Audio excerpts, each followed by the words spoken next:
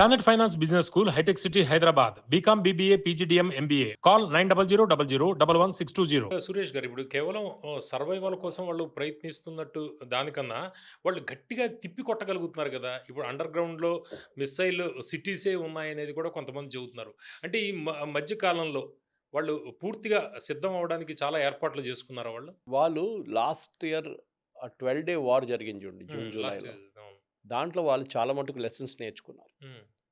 నేను దీనికన్నా ముందు కూడా చెప్పాను చూడండి. ఇరాన్ కేపబిలిటీ వాళ్ళ సైంటిఫిక్ నాలెడ్జ్. హ్మ్. నిన్న ఇజ్రాయెల్, యూఎస్ కలిసి వాళ్ళ తెహరాన్ యూనివర్సిటీలో ఉన్న ఒక ఇంజినీరింగ్ కాలేజ్‌ని కొట్టారు. పెద్ద క్యాంపస్ అది. హుహు. It is known as the MIT of Iran. అవును. వాళ్ళ దగ్గర అంత టెక్నికల్ నాలెడ్జ్ ఉంది వాళ్ళ దగ్గర. సో, ఇజ్రాయెల్ ఏమంటున్నారంటే వీళ్ళే మిసైల్ తయారు చేసే పోరోళ్ళు. యంగ్‌స్టర్స్ ఇక్కడి నుంచి వస్తున్న వాళ్ళు ఇంజినీర్లు. వీరే తయారు చేస్తున్నారు మిసైల్‌లు, డ్రోన్‌లంతా. వీళ్ళని ఫినిష్ చేసేస్తాం. వీళ్ళ ల్యాబ్స్ అంతా ఫినిష్ చేస్తే నెక్స్ట్ ఒక 10 సంవత్సరాల దాకా ప్రొడక్షన్ ఉండదు. హ్మ్. అట్‌లీస్ట్ డిజైన్స్ బయటికి రాదు. కొత్త డిజైన్స్. ఇది వీళ్ళ కేపబిలిటీ ఉంది పవన్ గారు. వీళ్ళు తయారైపోయి ఉన్నారు. లాస్ట్ ఆల్మోస్ట్ 1 ఇయర్ నుంచి రెడీగా ఉన్నారు వీళ్ళు. వాళ్ళకి తెలుసు ఏదో ఒక రోజు ఇది వస్తుంది మళ్ళీ తిరిగి. ఏదో B-2 బాంబర్స్ వచ్చి ఇరానియన్ న్యూక్లియర్ ఫెసిలిటీస్ మీద బాంబేశారు. అయిపోయింది ట్రంప్ అన్నారు అంతా ఫినిష్. హ్మ్. ఇంకా యురేనియం సంగతే లేదు అన్నాడు. మళ్ళీ 6 నెలల తర్వాత కాదు వాళ్ళు ఆల్మోస్ట్ బాంబ్ దగ్గరకు వచ్చేసారు. So, Iran were ready for this. Mentally, physically and strategically they were ready అన్నమాట. సో, వాళ్ళు తయారు చేసి పెట్టుకున్నారు ఆయుధాలు వాళ్ళకి తెలుసు. వాళ్ళకి సెనారియో డెవలప్ చేసుకున్నారు. అమెరికా వస్తారు ఏం చేస్తారు? బాంబ్ వేస్తారు. ఎట్లాంటి బాంబ్ వేస్తారు? బంకర్ బస్టర్ వేస్తారు. సో, బంకర్ బస్టర్‌ని విత్‌స్టాండ్ చేయాల్సిన స్ట్రక్చర్ మన దగ్గర ఉండాలి. ఎంత మౌంటైన్ లోపల వెళ్ళిపోతారో, ఎంత కాంక్రీట్ బ్యా రూఫ్స్ పెడతారో దాన్ని హ్మ్. బట్టి దాని సేఫ్టీ ఉంటుంది. వాళ్ళకి తెలుసు ఇదంతా. తెలిసే చేశారు వీళ్ళు. సో, ఇప్పుడు దానికోసం వాళ్ళు తిప్పి కొడుతున్నారు. అది కూడా మీరు ఆలోచించండి. ఇజ్రాయెల్ దాకా కరెక్ట్‌గా హైఫా పోర్ట్‌ని, హైఫా టౌన్‌ని వాళ్ళ దిమోనా అవును. న్యూక్లియర్ ప్లాంట్ దగ్గర కొట్టడం ఎట్లా అవుతుందండి? ఒక బేసిక్ నాలెడ్జ్ అని కావాలి కదా! ఏదో మన దివాళీ రాకెట్లు కాదు కదా! బాటిల్‌లో పెట్టేసి పంపియడం పైకి. అవును. యూ షుడ్ నీ అక్యురేట్ నాలెడ్జ్. ఈవెన్ హమాస్ దగ్గర లేదు చూడండి. హమాస్ ఇజ్రాయెల్ మీద ఫైర్ చేస్తున్నప్పుడు హ్మ్. అది ఎక్కడికో కూడా పోతుండే. వాళ్ళకి వీళ్ళే కదా ఇదివరకు ఇచ్చింది. కానీ ఇచ్చేది. బేసిక్ మిసైల్స్ అది. బేసిక్. బేసిక్. ఎందుకంటే 100 కిలోమీటర్ల దూరమే ఉంది కదా! 50, హ్మ్. 100 కిలోమీటర్లు కూడా లేదు ఇజ్రాయెలీ షార్ట్ రేంజ్. బార్డర్. హ్మ్. ఇది ఇరాన్ దగ్గర ఉన్న అబిలిటీ అన్నమాట. కరెక్ట్‌గా కాలిక్యులేట్ చేసి కొడుతున్నారు వాళ్ళు. ఖతార్ గ్యాస్ ఫీల్డ్స్ మీద కొట్టారు. ఇవాళ పొద్దున సౌదీ అరేబియన్ అరామ్కో మీద కొట్టారు. చాలా పెద్ద attack. Saudi Arabia shut down చేసేసారు. ఆలోచించండి. $10 పెరుగుతుంది ఇవాళ సాయంత్రం దాకా ఆయిల్. హ్మ్. సో, ఇరాన్‌కి ఆ టెక్నికల్ కేపబిలిటీ ఉంది వాళ్ళ దగ్గర. సో, ఆళ్ళది వాడుకుంటున్నారు. అమెరికా దీన్నే అండర్ ఎస్టిమేట్ చేశారు. అమెరికా అనుకున్నారు వీళ్ళకేం తెలుసు, వీళ్ళకేం నాలెడ్జ్ లేదు. నథింగ్ దే కెన్ డూ అనుకున్నారు. కానీ చేసి చూపిచ్చారు. ట్రంప్ కూడా ఇప్పుడు అంటున్నారు. We were we are fighting a very resolute army. Very organised army. వాళ్ళకిప్పుడు అర్థమైపోయి వాళ్ళనుకున్న ఇరాన్ కూడా ఏదో వెనెజువేలా లాగా ఓకే. నమస్తే పెట్టేసి వెళ్ళిపోతారనుకున్నారు. కాలేదు. హ్మ్. వాళ్ళు దే ఆర్ ఫైటింగ్ బ్యాక్. వాళ్ళకి తెలుసు. Again I come back to same question. వాళ్ళ మెయిన్ ఎయిమ్ ఏంటి? సర్వైవల్. ఎట్లైనా దీని నుంచి బతికి బయటపడితే దెన్ మమ్మల్ని రేపు రెస్పెక్ట్ ఇస్తారు. ఇట్లాంటి ఒక పోరాటం చేయడానికి సౌదీ అరేబియానో, యూఏఈనో, కువైత్, బహ్రెయిన్, ఖత్తర్ ఎవ్వరు చేయరు. మేమొక్కరే ఉన్నాం ఆ రీజియన్‌లో దట్ కెన్ ఫైట్ అమెరికా అంటే అండ్ ఇజ్రాయెల్. అటువంటి ఆలోచన విధానం వాళ్ళకి ఎట్లా వచ్చిందంటారు? జనరల్‌గా వేరే చోట చూస్తుంటే మనం వెంటనే కొన్ని దాడులు జరిగిన వెంటనే వాళ్ళు ఆహ్, ఆహ్, లొంగిపోతున్న పరిస్థితి మనకు కనిపిస్తుంది. అయితే ఇరాన్ అంత గట్టిగా వాళ్ళు నిలబడడానికి వాళ్ళ ఆలోచన ధోరణి. ఐ థింక్ వాళ్ళ నేను చెప్పాను చూడు ఒకటి సద్దాం హుసేన్ దగ్గర నుంచి నేర్చుకున్న లెసన్స్ చాలా ఉన్నాయి వాళ్ళు. హ్మ్. ఆ 8 సంవత్సరాల్లో సద్దాం హుసేన్ వాళ్ళ మీద చేసిన దాడులు చాలా. ఆ టైంలో మీకు గుర్తుంటే 79లో షా ఆఫ్ ఇరాన్ పారిపోయారు. అవును. Iran revolution revolution. తర్వాత. సో, ఇరాన్ ఆర్మీ చాలా వీక్ ఉన్నారు ఆ టైంలో. ఈవెన్ ఖొమేనీ తిరిగొచ్చినప్పుడు కూడా ఖొమేనీకి డౌట్ ఇరాన్ ఆర్మీ మీద ఉండే. హుహు. ఎందుకంటే ఇరాన్ ఆర్మీని, ఎయిర్ ఫోర్స్‌ని, నేవీని ట్రైన్ చేసింది యూఎస్ వాళ్ళు. హుహు. షా ఆఫ్ ఇరాన్ ఉన్నప్పుడు. రెజా పెహ్లవి ఉన్నప్పుడు. హ్మ్. సో, ఈయనకి ఎప్పుడు డౌట్ ఉండే. వీడు ఎక్కడో రోజు తుపాకీ తీసి నన్ను కాల్చేస్తాడని చెప్పేసి. ఈయనేం చేసిండంటే ఖొమేనీ ఆయన రెవల్యూషనరీ గార్డ్స్ అని చెప్పి ఒక యూనిట్ సెటప్ చేశారు. ఐఆర్‌జేసీ అంటాం గదా! ప్యారలెల్‌గా. Like a parallel army. ఈ హ్మ్. ఆర్మీకేమో ఏ ఫండ్స్ లేదు, ఏం లేదు. ఐఆర్‌జీసీకి కావాల్సినంత ఫండ్స్ కావాలంటే అంత ఇచ్చేశారు. వాళ్ళు ఈ ముల్లాస్తోని, అయతొల్లాతోని చాలా క్లోజ్ ఉన్నారు వాళ్ళు. They are like an extended arm, వాళ్ళ సెక్యూరిటీ ఆర్మ్ లాగా. వేరేజ్ రెగ్యులర్ ఆర్మీని పక్కన పెట్టేశారు. ఉందా ఆర్మీ? ఉంది. ఎంత 8 లక్షల మంది ఉన్నారు. వీళ్ళేమో 1,60,000 అంతే. కానీ they are more powerful IRGC. వాళ్ళకి ఇప్పుడు ట్రంప్ ఆయుధాలు వాళ్ళ ఆర్మీని మొత్తం లేపేసాం అన్నా కూడా ఈ పెద్ద మార్పేం రాలేదు. ఎందుకంటే వా వాళ్ళతోటి పెద్ద ఏం లేదు. వాళ్ళకి లేదు. హ్మ్. వాళ్ళకి ఆయుధాలు ఇయ్యలేదు మీరు. మళ్ళీ ఆళ్ళేం చేసుకుంటారు? వాళ్ళు వాళ్ళు చంపి పక్కన పడేసి పడేస్తున్నారు వెళ్ళిపోతారు. వాళ్ళు. వాళ్ళకి ప్రాబ్లమ్ లేదు. హ్మ్. సో, మీరు అడిగిన ప్రశ్నకి వీళ్ళెట్లా చేస్తున్నారు? ఎందుకు చేస్తున్నారంటే వాళ్ళ దగ్గర ఆ కేపబిలిటీ ఉంది. ఐఆర్‌జీసీ అనంగానే వాళ్ళు మేము చనిపోతే కూడా okay. We are like a suicide squad. Hmm. 10 మందిని తోడు తీసుకెళ్ళిపోతాం మేము. అది వాళ్ళ యాటిట్యూడ్స్. దానికోసం మా మీద దాడి చేశారో సౌత్ పార్స్ ఫీల్డ్ మీద, మేము ఖతార్ గ్యాస్ ఫీల్డ్ మీద కొడతాం.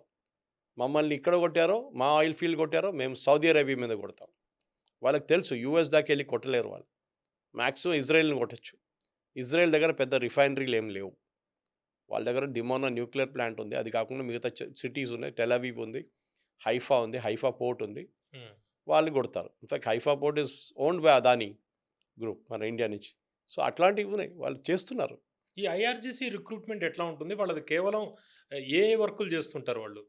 ఐఆర్‌జీసీ చాలా పెద్ద హిస్టరీ ఉంది వాళ్ళకి. అది హ్మ్. మనం బహుశా ఇంకో ఇంటర్వ్యూలు చేయాల్సొస్తుంది. వాళ్ళు మనం యూజువల్లీ రెవల్యూషనరీ గార్డ్స్ అంటే ఏమనుకుంటాం, మనకు ఆర్మీ లాగా, హ్మ్. డిసిప్లిన్ లాగా అందరూ డ్రిల్ చేస్తుంటారు. ఫిజికల్ ఫిట్‌నెస్ ఉంటారు. ట్రైనింగ్ ఉంటుంది. వాళ్ళు యుద్ధంలో ఉంటారు. మోడ్‌లో ఎప్పుడు అనుకుంటా. కాదు. వాళ్ళు కాంట్రాక్ట్‌లు కూడా నడిపిస్తారు. హుహు. బిల్డింగ్‌లు కడతారు. రోడ్లు కడతారు. కాకుండా చాలా మటుకు సివిల్ ఇన్‌ఫ్రాస్ట్రక్చర్ ప్రాజెక్ట్స్ చేస్తారు. హ్మ్. దానికి కారణం ఏంటంటే ఇరానియన్ అంటే ఐఆర్‌జీసీలో అదొక వింగ్. వింగ్. హ్మ్. ఇరాన్‌లో కరప్షన్ అనేది టాప్ టు బాటమ్ ఉంది. హుహు. అది మీరు అనుకుంటారు ఖొమేనీ వచ్చిన తర్వాత 79 తర్వాత కాదు. షా ఆఫ్ ఇరాన్ టైం నుంచి కరప్షన్ అంటే ఇరానియన్ సొసైటీలో ఒక పార్ట్ అండ్ పార్సెల్. మనలాగానే మన దగ్గర లంచం లేకుండా ఏం నడవదు ఇండియాలో అవును. గూడా. మీరొక రిజిస్ట్రేషన్ ఒక ఫ్లాటో, అపార్ట్‌మెంటో లేకుంటే ఇల్లు రిజిస్టర్ చేయడానికెళ్తే రిజిస్ట్రేషన్ మీకు తెలుస్తుందక్కడ తెలంగాణలో. ఎంత లంచం ఇయ్యాలని జెప్పేసి. అలాంటి ఆహ్, వాడే ఎవరో సుప్రీం ఇన్ఫర్మేషన్ మొత్తం ఇచ్చేసుంటాడు డబ్బులు. సో, వీళ్ళేంటంటే వీళ్ళ రెవెన్యూ ఎక్కడి నుంచి వస్తుంది సార్? మీరు అడిగారు చూడండి వీళ్ళకి డబ్బులు ఎక్కడి నుంచి వస్తుందని. సో, అవును. డైరెక్ట్‌లీ వీళ్ళకి ఆ డబ్బులు ఇయ్యకుండా ఈ కాంట్రాక్టర్‌కి ఇచ్చే బదులు వీళ్ళకిచ్చేసి వాళ్ళ దగ్గర అంటారు నువ్వు కావాల్సిన ప్రాఫిట్ దాంట్లో సంపాదించుకో. ఓహో! నువ్వు ఆయుధాలు దాని నుంచి కొనుక్కో. మా దగ్గరొచ్చి ఆయుధాలు దానికి డబ్బులు కావాలి, షిప్పులకి డబ్బులు కావాలి మాకు. We will give you enough contract. Dam కట్టాలో కట్టేసుకో. రోడ్‌లేయన్నా ఏసుకో. ఎయిర్‌పోర్ట్ కట్టాలని కట్టేసుకో. కానీ we will give the funds. So, ఐఆర్‌జీసీకి ఫండ్స్ అంతా ఐఆర్‌జీసీ 30-40% మంది ఇట్లాంటి ప్రాజెక్ట్స్ మీద ఫండ్ చేస్తారు. దానివల్ల వీళ్ళు ఓన్ చేసుకుంటున్నారు ప్రతీదీ. ఉంది. ఇప్పుడు ఇట్లాంటిది మీరు అడిగితే మన దేశంలో ఉందా అంటే ఉంది. హ్మ్. మన దేశంలో కేరళలో కమ్యూనిస్ట్ వాళ్ళది ఒక ఆర్గనైజేషన్ ఉంది. ఓరాలంగల్ సొసైటీ అని చెప్పి కేరళలో. హ్మ్. కమ్యూనిస్ట్ వాళ్ళు ఉన్నప్పుడు ఇప్పుడు గూడా పినరాయి విజయన్ ఉన్నప్పుడు గూడా ఏ కమ్యూనిస్ట్ పార్టీ వస్తే అక్కడ ఏ ప్రాజెక్ట్ ఉంటే వీళ్ళకిస్తారు. టెండర్ లేదు. హుహు. ఆలోచించండి. ఇప్పుడు రీసెంట్‌గా కేరళ హైకోర్ట్ ఒక పెద్ద కేసు నడుస్తుంది దాని మీద. భారతదేశంలో టెండర్ లేకుండా ఒక పబ్లిక్ ప్రాజెక్ట్ రోడ్ గాని, ఒక ఎయిర్‌పోర్ట్ అని చెప్పలేము కానీ పెద్ద సివిల్ ప్రాజెక్ట్స్ ఒక టన్నెల్ కట్టాలన్నా, ఏదైనా జేయాలంటే కేరళలో ఓరాలంగల్ సొసైటీకి ఇచ్చేస్తారు. వాళ్ళు కమ్యూనిస్ట్ పార్టీదే. హ్మ్. ఇప్పుడు ఆలోచించండి మంచి ఫండింగ్ గదా సార్! అవును. మీరు 100,00,00,000 కట్టాల్సింది మీరు 150,00,00,000కు కొటేషన్ ఇస్తారు. అప్రూవ్ చేసేస్తారు గవర్నమెంట్. 50,00,00,000 మీ ప్రాఫిట్. అది కమ్యూనిస్ట్ పార్టీకెళ్తుంది తిరిగి. ఇది ఇరాన్‌లో కూడా ఇదే జరుగుతుంది. హ్మ్. కేరళలో జరిగే అదే మోడల్ అక్కడ కూడా ఉందన్నమాట. I'm just giving an example. ఎందుకంటే మన ప్రేక్షకులకు తెలియదు ఇట్లా అవును. ఉందని. తెలంగాణలో మీరు ఒక ప్రాజెక్ట్ చేయాలంటే మీకు టెండర్ పిలవాలి. 10 మంది రెస్పాండ్ చేస్తారు. లోయెస్ట్ కొటేషన్ తీసుకుంటారు మీరు. అక్కడ అట్లా లేదు. ఒకటికే ఇస్తారు. అది ఎప్పుడో పుట్టిన చట్టం అది. సో, అది దట్ ఈస్ ఇరాన్‌లో కూడా సేమ్ ఇది. రెవల్యూషనరీ గార్డ్స్ అనేది వాళ్ళకి వాళ్ళు లీగల్ ఎంటిటీ. సో, హ్మ్. వాళ్ళకేం చేస్తారంటే వాళ్ళు కొన్ని ఇల్లీగల్ యాక్ట్స్ చేయాలంటే వాళ్ళతోని చేయలేరు. ఒకడిని జల్ది చంపరా అంటే మళ్ళీ పెద్ద ఇష్యూ అయిపోతుంది. సో, వాళ్ళు ఒక మిలిటెంట్ ఆర్గనైజేషన్ తయారు చేసుకున్నారు తోడు. దాని పేరు బసీజ్. హుహు. ఈ బసీజ్ ఏం చేస్తారంటే వీళ్ళు ఎవరైనా హిజాబ్ లేకుండా రోడ్డు మీద తిరుగుతున్నారు. వాళ్ళిద్దరిని పంపిస్తారు. ఎళ్లి చూడరా అని. వాడు బైక్‌లో పోతాడు. వాళ్ళ దగ్గర తుపాకీ ఉంటూ ఉంటుంది. మెషిన్ AK-47 లాంటిది. అక్కడెళ్తారు చూస్తారు. అమ్మాయి హిజాబ్ లేకుండా తిరుగుతుంది. కొడతారు ఆమెని. ఎక్కువ లొల్లి చేస్తే చంపేస్తారు. ఒక లేడీని అట్లాగే చేస్తే ప్రొటెస్ట్ పెద్ద ఎత్తున వచ్చింది. కరెక్ట్. ఈ వీళ్ళు హిజాబ్ చేసిందన్నది. ఇప్పుడు గూడా మొన్న ట్రంప్ అంటున్న 45,000 మందిని చంపారంటున్నారు గదా! హ్మ్. 45 కాలేదు గానీ 15,000 మందిని చంపుంటారు. 15,000 మందిని చంపారు. సో, మహిళలనా? It is a tragedy. Correct. Okay. అదే దానికోసం చెప్తాను. నాకు ఈ ఇరానియన్ రెజిమ్‌తోని ఏ సింపతి లేదు. హ్మ్. ఓకే. ఎందుకంటే ఒక సొసైటీలో మహిళల్ని బుర్కా యేసుకొని నడిపియడం అనేది అన్నిటికంటే హారబుల్ థింగ్. ఈవెన్ ఇండియాలో గూడా. ఫర్ ఎగ్జాంపుల్ కేరళలో నాకు తెలుసు, నేను పుట్టిందక్కడే గానీ, పెరిగిందిక్కడే గానీ, వెకేషన్‌కెళ్తున్నప్పుడు నా స్కూల్ టైమ్‌లో ఒక్క బుర్కా యేసిన మహిళ గూడా కనిపియరు మీకు. ఇవాళ కేరళలో ప్రతి విలేజ్‌లో గూడా బుర్కా లేకుండా తిరగరు. అంటే ఆ కల్చర్ అక్కడ కూడా వచ్చేసింది. సౌదీ అరేబియాలో మొహమ్మద్ బిన్ సల్మాన్ ఏమంటున్నాడు, ఎంబీఎస్ అంటున్నారు, బుర్కా లేదు, ఏం లేదు, మీరేం కావాలంటే చేసుకోండి. నేను యూరోప్ లాగా తయారు చేయబోతున్నాను. మీరు దుబాయ్‌కెళ్తే యూ విల్ బి వండరింగ్ మీరు థాయిలాండ్‌లో ఉన్నారా, దుబాయ్‌లో ఉన్నారా అని. కానీ మన దేశంలో ఆ కల్చర్ వచ్చేసింది. సో, ఇరాన్‌లో ఉన్న ఆ కల్చర్ ఇది మహిళల్ని ఇన్సల్ట్ చేయడం, మహిళల్ని ఈ ఇంట్లో మజీబ్ వాళ్ళేనా చంపేసింది ఆ! 15,000 మందిని? అవును. వాళ్ళే చేశారు. హ్మ్. అకౌంటబిలిటీ లేదు గదా! అవును. ఎవడో సివిల్ డ్రెస్‌లో ఉన్నాడు, వాడు చంపాడు, మేమేం చేయాలి? హ్మ్. మాతో సంబంధం లేదంటారు. రేపు ఇంటర్నేషనల్ ఎంక్వైరీ వస్తే కూడా ఆమ్నెస్టీ ఇంటర్నేషనల్లో లేకుంటే యూఎన్ హెచ్‌సిఆర్ వస్తే వాళ్ళంటారు మేము చేయలేదండి, ఎవడో చేసాడొచ్చి. వి ఆర్ నాట్ రెస్పాన్సిబుల్ అంటారు. హ్మ్. సో, ఇట్లాంటి పరిస్థితుల్లోనే ఇప్పుడు జరుగుతున్న ఈ దాంట్లో మీరు అడిగిన ప్రశ్నకి స్టార్టింగ్ నుంచి ఇది లింక్. హ్మ్. They will not surrender. ఈ చైనా రోల్ ఏంటి సార్? చైనా టెక్నాలజీ ఇప్పుడు వీళ్ళ సొంత టెక్నాలజీనా? లేకపోతే చైనా తోటి చైనా ఏమొస్తుంది నుంచి వీళ్ళకి? వీళ్ళు తెప్పించుకుంది రాడార్ సిస్టమ్స్ తెప్పించుకున్నారు. హ్మ్. ఎర్లీ డిటెక్షన్ సిస్టమ్స్ అంటే ఎయిర్ డిఫెన్స్. ఎయిర్ డిఫెన్స్ కోసం. సో, ఎందుకంటే ఇది సప్లై చేయడానికి 2, 3 దేశాలే ఉన్నాయి మీ దగ్గర. 2, హ్మ్. 3 కాదు, 5, 6 ఉన్నాయనుకోండి. ఫ్రాన్స్ ఒకటి ఇవ్వచ్చు. వాళ్ళు ఇయ్యరు కదా! వీళ్ళకి ఇయ్యరు కదా! వాళ్ళివ్వరు. హ్మ్. రష్యా ఒకరున్నారు. రష్యా ప్రాబ్లమ్ సెపరేట్ ఉంది. వాళ్ళు అవును. ప్రొడక్షన్ చేయలేకపోతున్నారు. చైనా ఉన్నారు. చైనా అమ్మడానికి ఎప్పుడో నుంచి రెడీ ఉన్నారు. హుహు. వీళ్ళకొక్కరికే కాదు, ఆఫ్రికా మొత్తం అమ్మేసుకున్నారు వాళ్ళిది. హుహు. పాకిస్తాన్‌కి ఇచ్చారు మొన్న. మనం చూసాం ఆపరేషన్ సింధూర్ అవును. టైమ్‌లో ఏం జరిగిందనేది. అవును. ఎక్కడెక్కడ చైనా వాళ్ళ అప్పులు ఇయ్యొచ్చో అప్పులు ఇచ్చేసి దాంతో పాటు ఇది కూడా ఇచ్చేస్తారు. హుహు. ఎయిర్ డిఫెన్స్ సిస్టమ్ గాని, దాని తర్వాత జే-15, జే-17s అంట. ఇరాన్ దగ్గర ఎయిర్ ఫోర్స్ కూడా లేదు. చైనా వాళ్ళు ఎందుకు అమ్మలేదంటే అది పెద్ద క్వెషన్ అది. వాళ్ళు అమ్మొచ్చు కదా జే-15, జే-17 కానీ యూఎస్ అగ్రీ చేయరు. మళ్ళీ ఎందుకు శాంక్షన్స్ అంటాడు. శాంక్షన్ పెట్టేసారు వాళ్ళు. సో, హ్మ్. దాంట్లో చాలా క్లియర్ అనమాట. డబ్బులు రావు రేపు. సో, ఈ పరిస్థితుల్లో చైనా హెల్ప్ చేయడం అనేది ఇది ఉండొచ్చు. హ్మ్. దట్ ఈస్ వాళ్ళు ఎయిర్ డిఫెన్స్ సిస్టమ్ సప్లై చేస్తే దాంట్లో డౌట్ లేదు. దానికన్నా ఇంకా ముందుకెళ్ళి చైనా ఏమైనా హెల్ప్ చేశారంటే పాసిబ్లీ కొంత మట్టుకు ఇంటెలిజెన్స్ ఇచ్చుంటారు. అది హ్మ్. రష్యా ఇచ్చారని చెప్తున్నారు ఇప్పుడు చాలా క్లియర్‌గా. అదేముంటుంది, రియల్ టైమ్ శాటిలైట్ పిక్చర్స్ ఉంటుంది. అంటే ఈ అలోద్ ఎయిర్ ఫోర్స్ బేస్ ఖత్తర్‌లో హ్మ్. ఇన్ని ఎఫ్-35లు ఉన్నాయి. పార్కింగ్ ఇట్లా ఉంది. ఇట్లా పార్క్ చేశారు. ఇన్ని హ్యాంగర్ లోపల ఉన్నాయి. హ్మ్. ఒక 2 అవాక్స్ బయట ఉంది. ఈ ఇమేజెస్ ఇస్తారు వాళ్ళకి. హ్మ్. బాంబింగ్ ఈజీ అయిపోతుంది కదా! ఆ లాటిట్యూడ్, లాంజిట్యూడ్ ఏసి కొట్టేస్తే మిసైల్ ఎళ్ళిపోతుంది. అది మెయిన్ అన్నమాట. సో, రష్యా హెల్ప్ చేస్తున్నారు, చైనా హెల్ప్ చేస్తుంది. దాంట్లో డౌట్ లేదు. నార్త్ కొరియా ఉందంటే చెప్పలేము. ఎందుకంటే నార్త్ కొరియా చాలా దూరం. హ్మ్. వాళ్ళు ఏమైనా పంపిస్తే యూఎస్ ఇస్ ట్రాకింగ్ 24/7 ట్రాక్ చేస్తున్నారు. ఎప్పుడు జిమ్మీ కార్టర్ టైమ్ నుంచి. అప్పటినుంచి ఉందా? 79 నుంచి Iran is under tracker. Because America నడిపిస్తున్న రాజుని తీసి మీరు బయట పడేశారు. రేజా పేల్వీని. మళ్ళీ ఇప్పుడొచ్చిన రెజిమ్‌ని అప్పటి నుంచే అదే ట్రంప్ ఇప్పుడు కూడా చెప్తారు చూడండి. 47 సంవత్సరాలు మనం ఏం చేయలేకపోయాం ఈ రెజిమ్‌ని. ఇరాన్ అంతా పెద్ద మహాత్మాలు కాదు వీళ్ళు. బేరూట్‌లో ఇదే హెజ్బుల్లా వాళ్ళు వీళ్ళందరూ కలిసి ఆ టైంలో హెజ్బుల్లాని ఆఫీషియల్‌గా లేకుండే గానీ, అక్కడ ఒక హోటల్ మీద దాడి చేసి 234 మంది అమెరికన్ సోల్జర్స్‌ని చంపారు హ్మ్. బేరూట్‌లో. I forget the year. I think somewhere in the 70s, 80s జరుగుంటుంది. అది ఇప్పుడు కూడా అమెరికన్స్ మర్చిపోలేదు. 234 వాళ్ళ సర్వీస్ మెన్‌ని చంపారు. అది వీళ్ళకి ఇప్పుడు కూడా కోపం ఉంది అమెరికాకి. దానికోసం నిన్న కూడా ట్రంప్ మాట్లాడుతూ ఈ నంబర్ మెన్షన్ చేశాడు. బేరూట్‌లో ఆ రోజు జరిగిన అటాక్ మీద. హ్మ్. మేమది ఎప్పుడు మర్చిపోం. దానికోసం ఇజ్రాయెల్ ఇప్పుడు కూడా బేరూట్ మీద దాడి చేస్తున్నాడు. అమెరికా ఏం చెప్పకుండా ఉంటారు.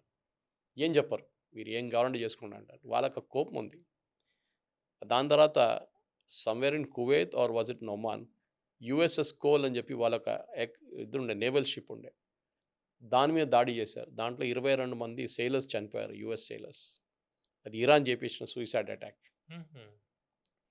చెప్పుకుంటూ పోతే చాలా ఉన్నాయి ఇట్లాంటి ఘటనలు. సో, 2 వైపులా మనం చూస్తే వీళ్ళు మహాత్మాలు, వాళ్ళు దొంగలని చెప్పలేం. కానీ ఇద్దరు అంతే సంగతి. హ్మ్.